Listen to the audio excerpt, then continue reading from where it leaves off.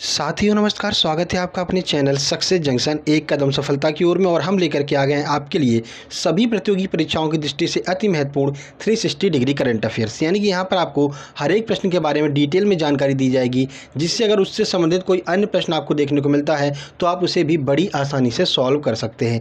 जैसा कि आपको पता है, करंट अफेयर का पैटर्न अब चेंज हो गया, यानी कि आपसे हर एक प्रश्न के बारे में अधिक से अधिक जानकारी मांगी जाती है और आप उस प्रश्न को तभी सॉल्व कर सकते हैं जब आपको खुद उस प्रश्न के बारे में अधिक से अधिक जानकारी होगी। तो उसी पैटर्न को बेस बना करके हम लेकर के आ गए हैं आज की अपनी करंट अफेयर की क्लास। तो चलिए शुरुआत करते हैं और सबसे पहले आपको बताते हैं कि आज के सेशन में क्या क्या होने वाला है। आइए देखते हैं। तो टुडे सेशन की बात करें तो सबसे पहले यस्टरडे का रिवीजन कराया जाएगा, यानी कि कल हमने जो करंट अफेयर कराई है उसमें से रैंडमली 3 प्रश्न आपसे पूछे जाएंगे और अपने आप को खुद ये जज करना है कि कल के प्रश्न आपको याद है या फिर नहीं है। उसके बाद टुडे करंट अफेयर, यानी आज की करंट अफेयर के जितने भी महत्वपूर्ण प्रश्न होंगे वो आपको विद फोटो, एनिमेशन और पूरी डिटेल में जानकारी के साथ में कराए जाएंगे। उसके बाद मध्य प्रदेश करंट अफेयर के महत्वपूर्ण प्रश्न कराए जाएंगे। उसके बाद में स्टैटिक जीके, सभी परीक्षाओं की दृष्टि से महत्वपूर्ण स्टैटिक जीके के प्रश्न जो अभी तक परीक्षाओं में आए हैं और जिनकी आगामी परीक्षाओं में आने की संभावनाएं हैं, वे सारे प्रश्न कराए जाएंगे। उसके बाद में होमवर्क विद स्क्रीनशॉट, यानी कि कल हमने आपसे एक प्रश्न पूछा था, उसका जवाब जिन लोगों ने दिया होगा उनका नाम आपको स्क्रीन पर दिखाई देगा। उसके बाद टुडे होमवर्क, यानी कि आज हम आपसे एक प्रश्न पूछेंगे जिसका जवाब देने पर कल वाली वीडियो में आपका नाम भी दिखाई देगा। तो चलिए शुरुआत करते हैं। सबसे पहले रिवीजन कर लेते हैं। देखिए पहला प्रश्न, तो हाल ही में जारी टाइम्स 50 मोस्ट डिजायरेबल मेन की सूची में सुशांत सिंह राजपूत को कौन सा स्थान प्राप्त हुआ है? पहला, दूसरा, तीसरा या फिर चौथा? चलिए आंसर देखते हैं। सही आंसर है ए, यानी कि सुशांत सिंह राजपूत को पहला स्थान प्राप्त हुआ है, जो अभी हाल ही में टाइम्स की तरफ से 50 मोस्ट डिजायरेबल मेंस की सूची जारी की गई है। चलिए अगला प्रश्न देखते हैं। हाल ही में कोविड की वजह से किस ग्रां प्री को रद्द कर दिया गया है? कैनेडियन ग्रां प्री, सिंगापुर ग्रां प्री, मैक्सिको ग्रां प्री या फिर इनमें से कोई नहीं? चलिए आंसर देख लेते हैं। सही आंसर है बी, यानी कि सिंगापुर ग्रां प्री को अभी हाल ही में कोविड की वजह से रद्द कर दिया गया है। चलिए आगे बढ़ते हैं अगले प्रश्न पर। तो योन टैब योजना किस यूटी के उपराज्यपाल के द्वारा चालू की गई है? जम्मू कश्मीर, दिल्ली, लद्दाख या फिर पुदुचेरी? चलिए आंसर देख लेते हैं। सही आंसर है, यानी कि लद्दाख के उपराज्यपाल के द्वारा योन टैब योजना चालू की गई है। ठीक है, इन सारे प्रश्नों के बारे में कल वाली वीडियो में हम आपको पूरी फुल डिटेल में जानकारी दे चुके हैं। तो चलिए आगे बढ़ते हैं और शुरुआत करते हैं, आगाज करते हैं आज की करंट अफेयर। 7 जून टुडे करंट अफेयर। पहला प्रश्न आइए देखते हैं। कोविड अनाथों के लिए 100% शुल्क माफ़ी करने वाला पहला विश्वविद्यालय कौन बन गया है?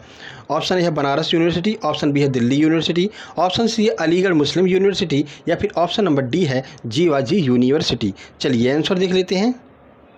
सही आंसर है बी, यानी कि दिल्ली यूनिवर्सिटी ने अभी हाल ही में कोविड अनाथों के लिए 100% फीस को माफ़ कर दिया है। ठीक है, चलिए इस प्रश्न के बारे में कुछ आपको जानकारी देते हैं। देखिए, तो दिल्ली विश्वविद्यालय ने कोरोना वायरस संक्रमण के कारण माता पिता या दोनों में से किसी एक को खोने वाले छात्रों के लिए पूर्ण शुल्क माफ़ी की घोषणा की है। ऐसे छात्रों को 100% शुल्क माफ़ी के साथ साथ उनसे परीक्षा शुल्क भी नहीं लिया जाएगा। ठीक है, यह सुविधा डीयू के कॉलेजों के उनसे संबंधित शासी निकाय के माध्यम से दी जाएगी। यानी कि पहली बात तो डीयू ने खुद भी मना कर दिया है, साथ ही साथ में जितने भी कॉलेज डीयू से संबंधित हैं, दिल्ली यूनिवर्सिटी से संबंधित जितने भी कॉलेज हैं, उन कॉलेजों ने भी कोविड अनाथ वाले बच्चों को लिए जो है 100% यहाँ पर शुल्क में माफ़ी दे दी है। ठीक है, चलिए आगे बढ़ते हैं, अगले प्रश्न की ओर चलते हैं। देखिए, तो अगला प्रश्न है, पुणे में E100 प्रोजेक्ट की शुरुआत किसके द्वारा की गई है? ऑप्शन ए है नरेंद्र मोदी, ऑप्शन बी है M Venkaiah Naidu, option C Rajnath Singh या फिर ऑप्शन नंबर डी है निर्मला सीतारमण? चलिए आंसर देखते हैं।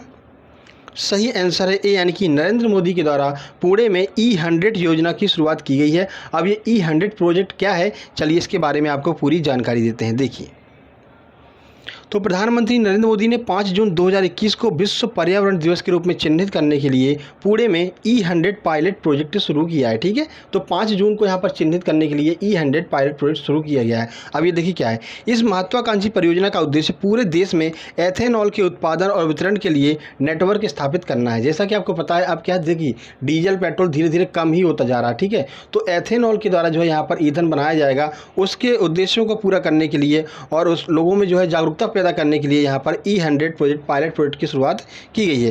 प्रधानमंत्री ने भारत में 2020 से 2025 तक के लिए कार्यान्वयन योजना पर विशेषज्ञ समिति की रिपोर्ट भी जारी की है। ठीक है, तो किस तरह से ये कार्य किया जा सकता है, एथेनॉल को बनाया जा सकता है, किस तरह से डीजल में मिलाया जा सकता है, इन सारी जानकारियों के लिए एक विशेषज्ञ समिति की भी यहाँ पर रिपोर्ट भी जारी की गई है। चलिए आगे बढ़ते हैं अगले प्रश्न पर। देखिए, तो अभी हाल ही में किस राज्य की पुलिस ने 1 लाख पौधारोपण करने के लिए योजना पर कार्य चालू कर दिया है? Bihar police, Uttar Pradesh police, Uttarakhand police या फिर मध्य प्रदेश पुलिस? यानी कि 1 लाख पौधारोपण किया जाएगा। देखिए आंसर, सही आंसर इसी यानी कि उत्तराखंड पुलिस ने अभी हाल ही में 1 लाख पौधारोपण करने की कार्य योजना पर अपना कार्य चालू कर दिया है। चलिए पूरी जानकारी आपको देते हैं। देखिए, तो विश्व पर्यावरण दिवस के अवसर पर उत्तराखंड पुलिस ने 5 जून 2021 को राज्य स्तर पर बड़े पैमाने पर वृक्षारोपण आरंभ कर दिया है। इस पहल के तहत चौकी, वाहिनी, पुलिस लाइन में 1 लाख पौधे लगाए जाएंगे। यह अभियान 16 जुलाई 2021 को आने वाले हरेला उत्सव तक जारी रहेगा।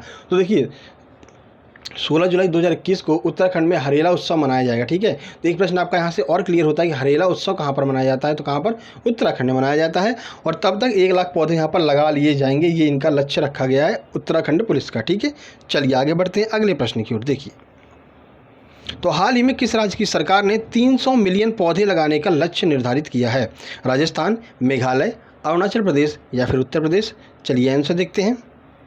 सही आंसर है डी, यानी कि उत्तर प्रदेश सरकार ने भी हाल ही में कहा है कि 300 मिलियन यानी कि लगभग 30 करोड़ पौधे लगाए जाएंगे। चलिए पूरी जानकारी आपको देते हैं। देखिए, तो उत्तर प्रदेश सरकार ने वन महोत्सव यानी कि वनीकरण महोत्सव के दौरान 30 करोड़ पौधे लगाने का लक्ष्य रखा है। मुख्यमंत्री योगी आदित्यनाथ ने 5 जून 2021 को विश्व पर्यावरण दिवस के अवसर पर यह घोषणा की है कि 30 करोड़ पौधे जो है वो उत्तर प्रदेश में लगाए जाएंगे।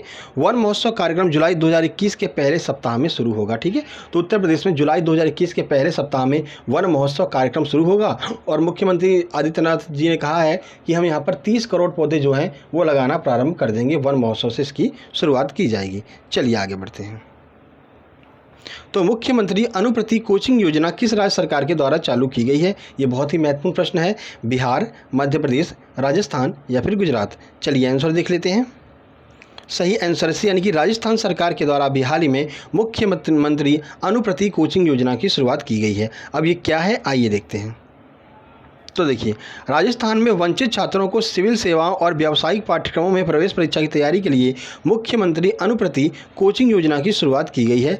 कौन कौन इसमें भाग ले सकता है? तो अनुसूचित जाति, जनजाति, अन्य पिछड़ा वर्ग, अल्पसंख्यक और जो आर्थिक रूप से कमजोर वर्ग हैं, यानी कि EWS वाले छात्र जिनकी वार्षिक पारिवारिक आय है वो 8 लाख रुपए प्रति वर्ष से कम है, इस योजना का लाभ उठा सकते हैं। ठीक है, तो SC, ST, OBC साथ में EWS ये सभी लोग इस योजना का लाभ उठा सकते हैं। ठीक है, राजस्थान के मुख्यमंत्री कौन है? तो आपको पता है अशोक सिंह गहलोत जो है वो राजस्थान के मुख्यमंत्री हैं। चलिए आगे बढ़ते हैं अगले प्रश्न की ओर। देखिए, तो नेशनल ग्रीन ट्रिब्यूनल ने गुजरात की किस नदी परियोजना को लागू करने की मंजूरी दे दी है? काफ़ी समय से ये जो है गुजरात की नदी परियोजना पेंडिंग में थी। NGT की तरफ से यहाँ पर बिल्कुल क्लीन चिट नहीं मिल पा रही थी, तो अभी हाल ही में NGT ने यहाँ पर क्लीन चिट दे दी है। तो देखिए, नर्मदा घाटी परियोजना, दामोदर नदी घाटी परियोजना, विश्वामित्री नदी घाटी परियोजना या फिर इनमें से कोई नहीं? चलिए आंसर देखते हैं। सही आंसर है सी, यानी कि विश्वामित्री नदी घाटी परियोजना को यहाँ पर NGT की तरफ से मंजूरी दे दी गई है। चलिए कुछ जानकारी देते हैं। देखिए, तो नेशनल ग्रीन ट्रिब्यूनल की प्रधान पीठ ने अभी हाल ही में बड़ौदा नगर निगम, गुजरात और अन्य अधिकारियों को विश्वामित्री नदी परियोजना पर कार्य करने के लिए जो है निर्देश दे दिए हैं कि अब आप कार्य कर सकते हैं विश्वामित्री नदी घाटी परियोजना पर। ठीक है, इस योजना के अंतर्गत नदी का सीमांकन किया जाएगा और नदियों के किनारे वृक्षारोपण किया जाएगा और नदी की अखंडता को बनाए रखने के लिए तैयारी की जाएगी। ठीक है, अब देखिए, दो यहाँ पर स्टैटिक के प्रश्न बनेंगे, पहला तो NGT और दूसरा आपका गुजरात। तो देखिए, NGT के अध्यक्ष कौन है? तो आदर्श कुमार गोयल जो है वो NGT के वर्तमान अध्यक्ष हैं। NGT का मुख्यालय कहाँ पर है? तो सर NGT का मुख्यालय नई दिल्ली में है। चलिए गुजरात की बात कर लेते हैं। तो गुजरात के मुख्यमंत्री हैं विजय रूपाणी और राज्यपाल हैं आचार्य देवव्रत। ठीक है, चलिए आगे बढ़ते हैं अगले प्रश्न की ओर। देखिए, तो यहाँ से आपका स्टार्ट होती है 7 जून 2021 मध्य प्रदेश करंट अफेयर के महत्वपूर्ण प्रश्न। आइए देखते हैं MP करंट का पहला प्रश्न।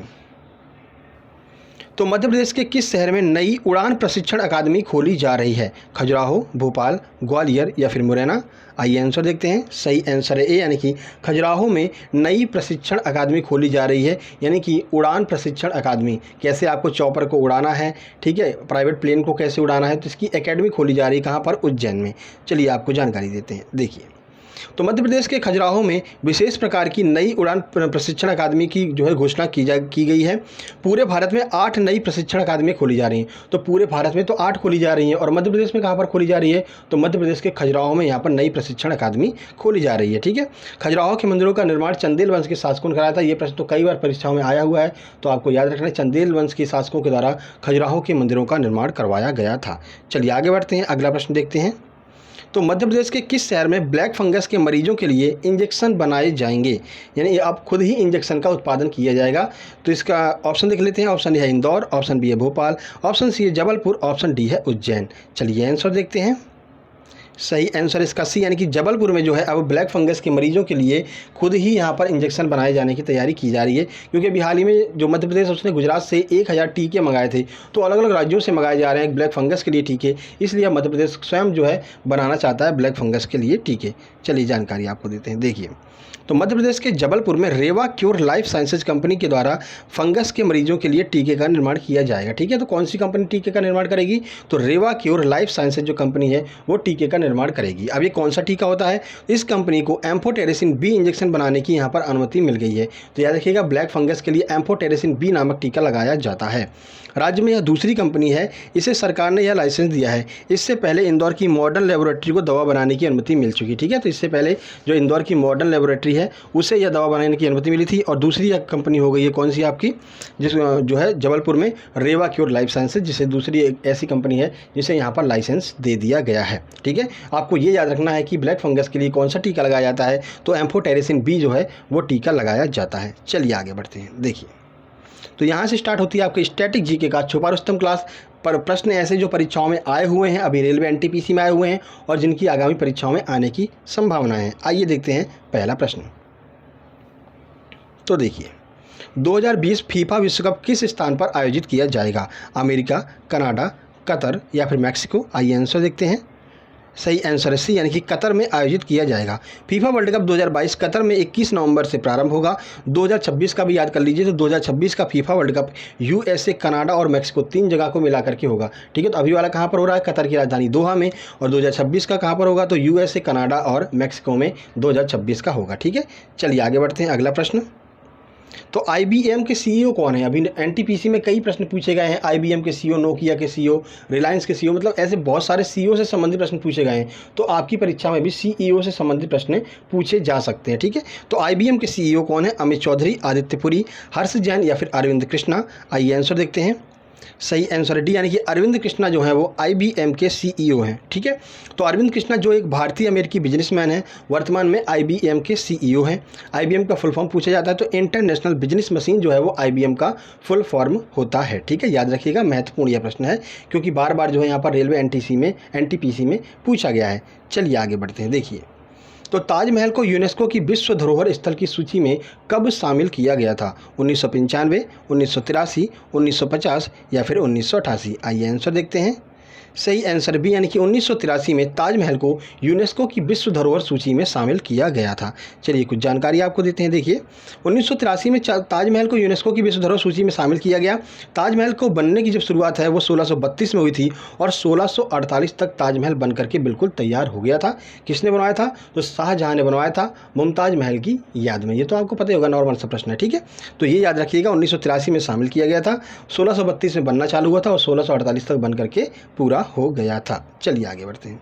देखिए, कल हमने आपसे एक प्रश्न पूछा था कि नवाबों का शहर किसे कहा जाता है, तो सही आंसर लखनऊ को नवाबों का शहर कहा जाता है। इससे संबंधित प्रश्न और भी पूछा था कि इमामबाड़ा कहाँ पर स्थित है, तो वो भी आपका लखनऊ में स्थित है। किसने सही आंसर दिया है, आइए देख लेते हैं।